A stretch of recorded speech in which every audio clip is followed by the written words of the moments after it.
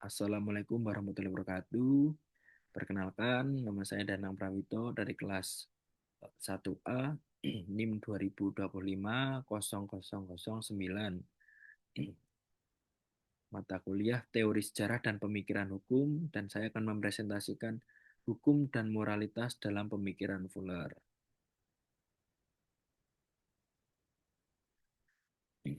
Apa itu hukum dan moralitas? Hukum bukanlah sekedar paksaan dan kekerasan, namun hukum merupakan suatu tuntutan atas kebenaran dan keadilan. Oleh karena itu, hukum bukan sekedar kekuatan, tetapi kekuatan yang sah didasarkan pada legitimasi dan membutuhkan kemanjuran. Moral dan hukum dapat dipahami sebagai konsep, namun setiap upaya yang dilakukan untuk mendefinisikannya menjadi sulit.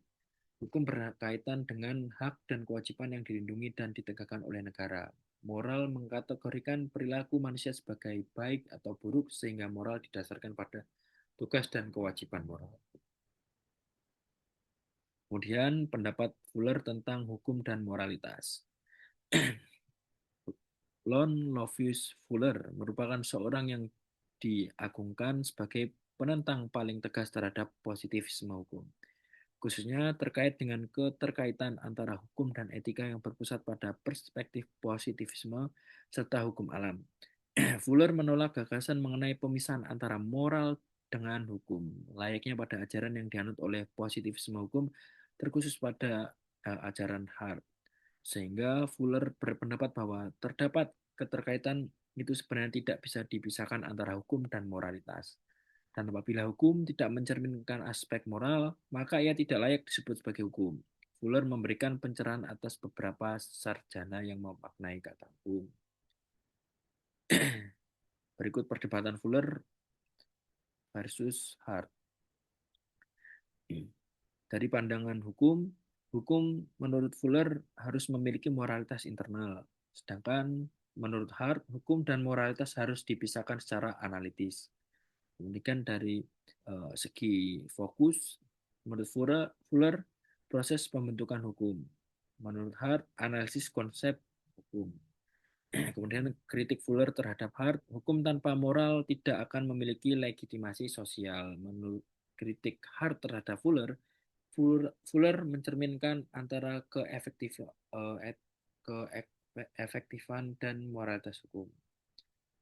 Kemudian gambaran umum pemikiran Fuller tentang hukum. Yang pertama ada otoritas hukum bukan semata-mata berasal dari teks hukum itu sendiri, melainkan berpangkal pada dari nilai-nilai moral yang dianut oleh komunitas yang bersangkutan.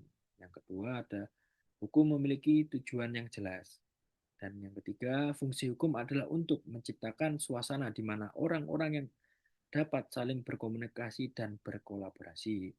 Di nomor 4, hukum dalam masyarakat bertujuan untuk menciptakan interaksi yang saling mempengaruhi antara pemerintah dan rakyat.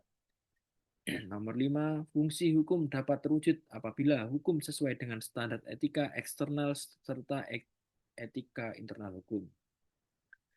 Di nomor 6, moral internal hukum meliputi moralitas kewajiban dan moralitas aspirasi. Yang terakhir ada di nomor 7, moral eksternal dan moral internal hukum terkait dalam sebuah hubungan interaksi jangka panjang. Itu 7 poin gambaran umum pemikiran Fuller tentang hukum. Kemudian ada menurut Fuller juga ada 8 hal yang dapat mengarah pada kegagalan dalam proses pembuatan regulasi atau undang-undang sebagai aturan hukum.